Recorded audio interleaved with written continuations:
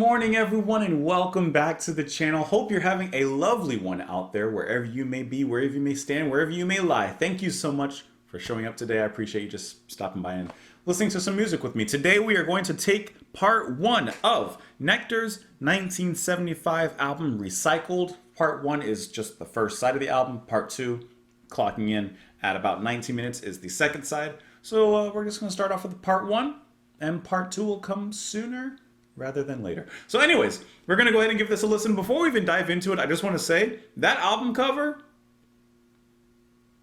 that's an album cover. That's a good album cover. But this particular album, just as a whole, was suggested to me by Steven Sabella, Ball Jean, Micro Crystal, little Crystal, you know, Pentagrammaton, Jeff Pose, Ken L, I believe as well. I think you mentioned it. Porful Pop Necker, James Atkinson, Fortune Agent. Actually, let's just keep going. Gary Bude, Bob Holtzman, James Houston, Dax Tier, Ronnie Farnsworth, Freddie Barber. Actually, this is going on a lot longer than I thought. So there's a lot of you. That have suggested this as well. Robert Jansen. Thank you guys so much for the recommendations. If we sat here and did that all day, well, we'd be here all day. So let's go ahead and dive into the album. The first side, hope you're ready for it. Press the like button before we even dive in, get it out the way.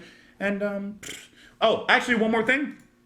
The first side, or the first track, is broken up into several different parts entitled Recycle, Cybernetic Consumption, Recycle Countdown, Automaton Horoscope, Recycling, Flight to Reality, and Unendless Imagination. That's a lot. There's some pros going down here. Let's go ahead and give it a listen, starting off with the first part, which is Recycle. Here we go, guys.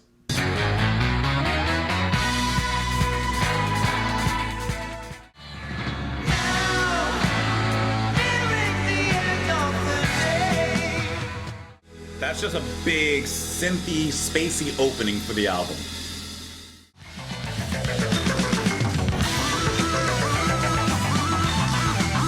This is Tangerine Nightmare. I like how the piano snuck in here. I like how it has such a quick reprise here. I like how we kind of slowed that down a little bit.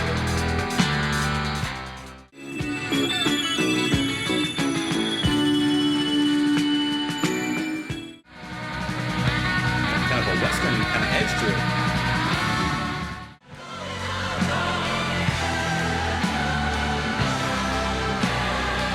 I love the slow down, the heaviness of it all.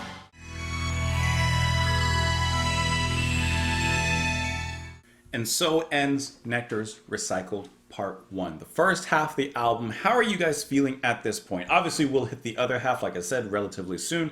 But how do you feel about the first half of the track? So the first thing that I'm thinking about, in comparison to the previous two albums that we've listened to here on the channel, with, oh my god, I have Recycle stuck in my mind, with Tab in the Ocean, and then Remember the Future.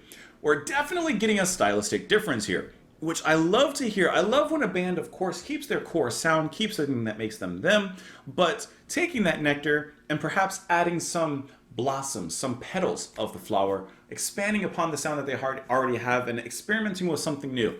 Here, you're definitely getting a more synthier, space rockier, I don't know, cyber something kind of sound. They are thoroughly heading in that direction and exploring those new worlds. They're definitely going in that direction, which I think is a really cool direction because obviously the keyboard, the synth playing, has a strong home in those other albums we've heard, but here it is the navigator of this particular ship. And I think that that's a really cool space, no pun intended, for them to explore and for them a direction for them to go in, while still retaining the things that make Nektar who they are based off the other two albums that I've heard. So two things immediately. Alan Taft Freeman, who's handling the keyboards, and you also have featuring on this album, I can't say where, but just featuring in the album as well, also handling some Moog synthesizer, is Larry Fast, who we have heard him many times and a lot of the artists that we've covered here on the channel. So I think just that inclusion there, you can definitely hear the wealth of talent and sound that they're bringing in specifically through the keyboards, the synths, the manipulations of electronics, and all the things that they're doing the whereabouts. I think that that is great, and I think that that's used to great effect in really producing the sonic textures of this album. I think that's really cool. Everyone else obviously is doing a great job as well. I just can't think and hear and focus on anyone else but those keyboards because of how strong they are in the sound. Also, not a criticism, also a kudos to the production and allowing those electronic sounds to really come out, to be at the forefront, to really put a pressure on the actual sound here in the album.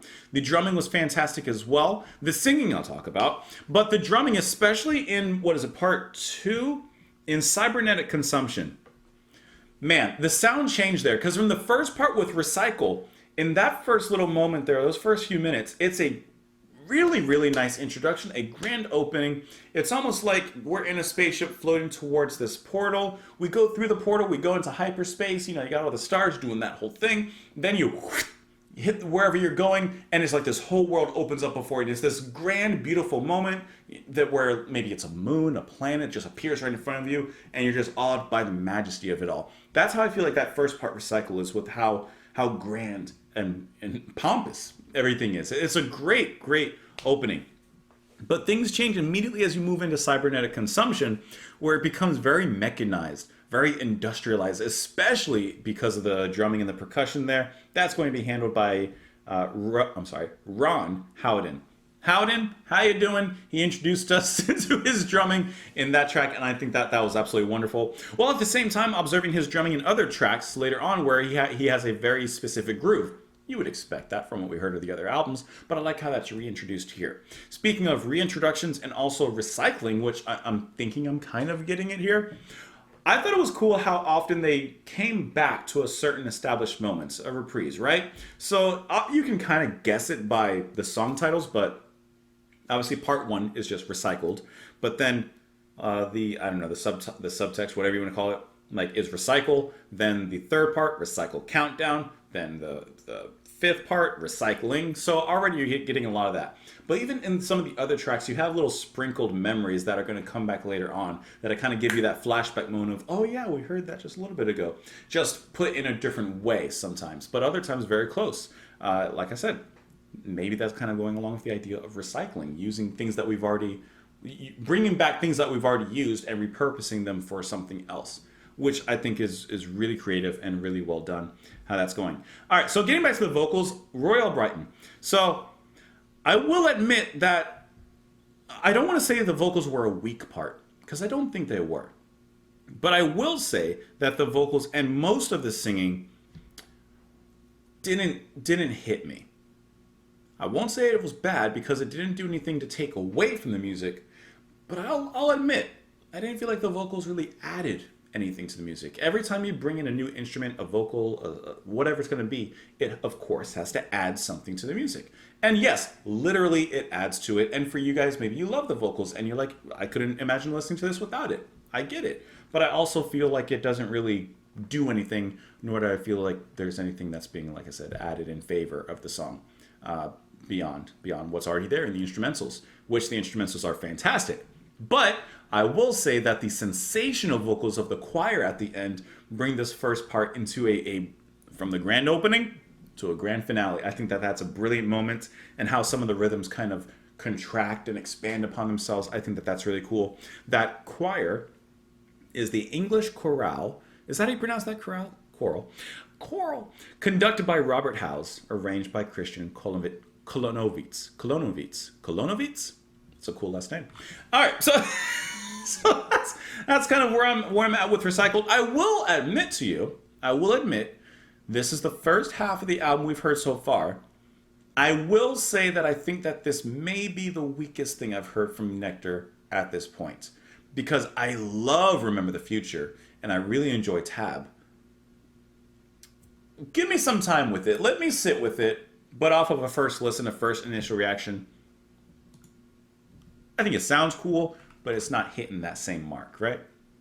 Some of the lyrics, which I'm not going to read every single one. Calm me down, the time is here, reminding you to slow the wheel. Now nearing the end of the day, look never a moment too soon or late. Count the hours, the weeks, the days, forcing nature's slow decay.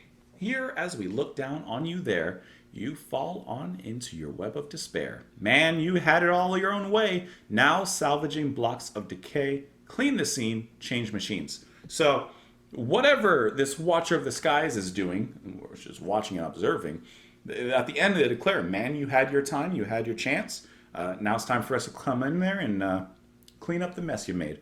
Perhaps a little bit of recycling will be happening. Talk away, the die is cast, all the day the reasons last. Just look what is happening here. See, never a day without fear. It's here. Like, this is your day of reckoning. Calm me down, I have to share. Before the world I stand declared. Hear these words at the end of the day. Come never a moment too soon or late. And then repeats the man, you had your time. And then you have that speech that comes in with that interesting sound filter or vocal filter. Webs of concrete giving off waste dust that marks the search of an age of 1,000 vast empires. It goes on from there. You had me thinking that I lost my mind, but no, it was you. Thought you'd make it to a better time, till now, but it's through. Your castle's made of sand, hold out to your helpless hands, going down, down, down. So, as I'm looking at the lyrics and kind of getting into the meat of it, that's when I'm kind of getting the idea of whether it is an alien. Okay, let me look at the album cover. I don't know what it is. It looks cool, but I don't know what it is. I gotta say, it does kind of look like an alien with a big old brain, or bug. I'm gonna go with alien. It definitely looks not human. I can definitely say that. I've seen enough humans, and that ain't one of them. So I'm gonna go with the whole story of aliens looking down, saying, "Y'all messed it up. We're gonna come down here and kind of fix things, do a little recycling for you all, just on a grander scale." You live in stainless forts with glass walls around. Fight against resources with your head in the ground. A nation's urgent need fulfills another's greed. Down, down, down. Do you see? Do you see? Of a life gone. Where is that from? Do you see? Red Dragon. Built upon by burning towers lighting the sky. Imagine you're the Prince of Eagles, tears in your eyes. Do you see there's not much time before we go down, down? So, yes, I'm getting the alien story, but perhaps at the same time and on the same hand, or by the same token, humanity is also realizing that, hey, maybe we should try and turn this frown upside down in an environmental way. Anyways, that's what I think of the track. That's what I think about the lyrics. Let me know what you guys thought of part one. Like I said, part two will be coming shortly. But in the meantime, before you leave, press the like button. Thank you so much for being here. Subscribe if you haven't already. Support the channel on Patreon. That's kind of it, guys. Thanks for being here. Have a wonderful one. Bye.